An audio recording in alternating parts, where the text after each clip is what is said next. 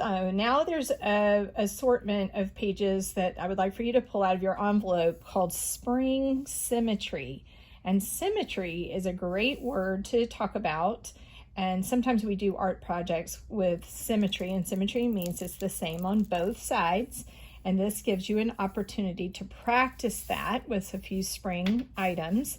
And so what I want you to think is, see this dotted line? I want you to think about it as if you were folding this piece of paper and seeing only half of the object, and then knowing it's exactly the same on this side. And we've left a faint line so that you can follow along, and then you can practice doing this on your own with another piece of paper where you actually are the one to draw and complete the butterfly with the same size wing and the same design that it has on both sides. This is a butterfly that was on your other pages,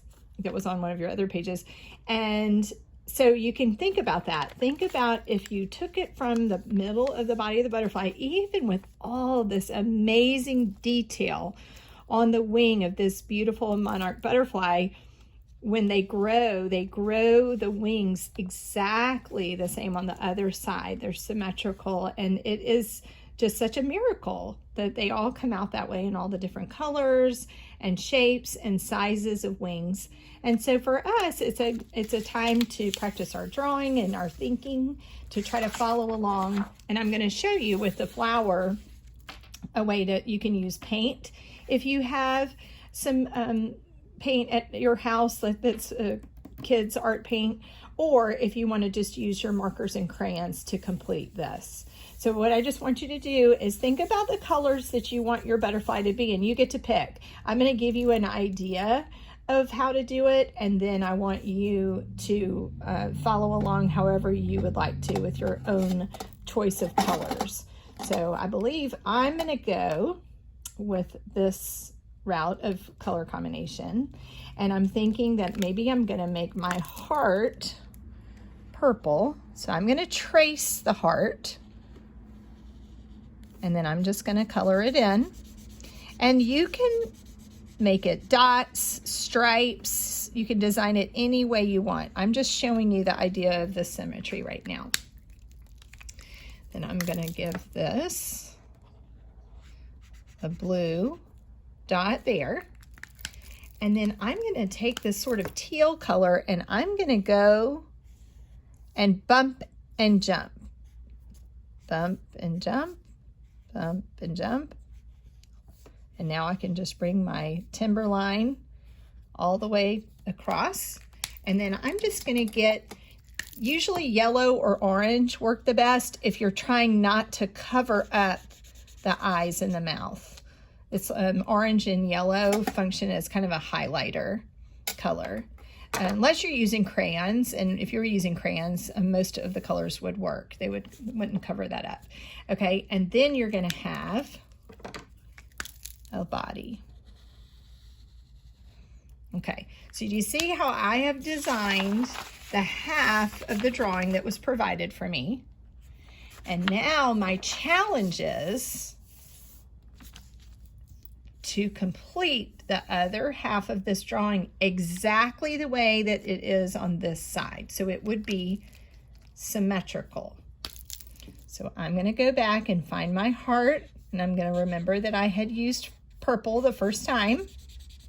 So I need to use purple this time. Now, a lot of times in the art center, we'll make butterflies and all kinds of different rainbow pictures, and those turn out all different ways. They don't have to be the same, but in this exercise, because we're talking about spring symmetry, we have to do it the same in the same colorway that we did the first time. I'm going to go ahead and complete my body with the orange marker. And then that way I have a base for where my lines are going to hit. So I'm going to go up, and I'm going to come across, and I'm going to go down to that line and down. And I'm going to bump and jump. And then I'm going to come over to this line and come down. and bump and jump.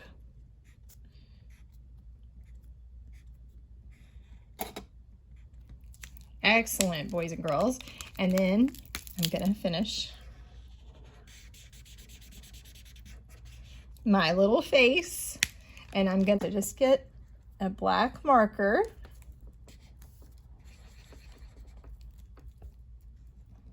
That way you can finish your little smile. You can give it little cheeks if you want to. And just do your outline around.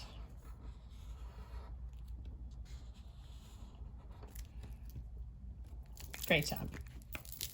For practicing symmetry, another way that you can do it in a fun way is paint. You can use paint, and if you have any arts and crafts type paint, that would be a great tool to use. Otherwise, you can certainly even try some watercolor and maybe take a little food coloring and make some tinted shaving cream, like if you're feeling adventurous. But right now, I want to just make sure that everybody gets their name on before we put paint on. So I'm gonna write branch. And then I'm going to encourage you to go ahead and add the lines to give you the outline of what you're aiming to create when you fold the paper. These are the shapes that you're wanting to duplicate. So let's start with our green stem, and I'm only going to paint half. And when I use a paintbrush, boys and girls, using the tip of your brush instead of squashing the bristles, if you use the tip of your brush like a pencil or like a marker, you have better control and you take better care of your brushes. Okay, so we're giving that paint there, kind of glob. You can kind of glob it on a little bit because you're wanting some of it to come off in the fold. And then for the first tier of petals, I'm going to go ahead and do the one side of the flower, and I'm going to add a little bit extra paint right there. And then I'm going to do the top tier. I'm going to try as best I can, but it's okay if you go a little over the lines, and it's definitely okay if this paint starts to touch, because boys and girls, you know what happens when that blue and yellow meet. We talked about it many times. What color? When the two primary colors, blue and yellow, when they mix, you get the color green. So I'm going to give it a little extra paint there. And this is the fun part. Sometimes we'll make even a shape of a fish and we'll fold it together, and it's called the squish fish. Because what we do is we take the object, we fold it exactly in half, we squish the paint down to the other side, and it should create the symmetry. It mimics the side of that you first designed, and when you fold the paper over, and it looks like my little dotted line is a little off center, but that's fine. You can just add it a little bit like that. And then you have your flower designed with symmetry. And now you can think of other ways that you can create shapes using that method. So this is a way that you can experiment on your own with a blank piece of paper with no lines. So there's the folded piece of paper. Get a nice crease. Okay, you can open it up. And we're thinking about the butterfly right now, so I'm just going to stick to that, and I'm going to make this little body of the butterfly. And then I am going to do some wings.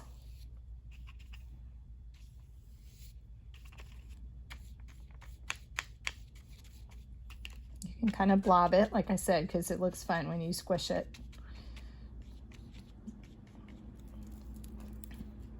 I'm going to add some yellow up here. And maybe yellow head.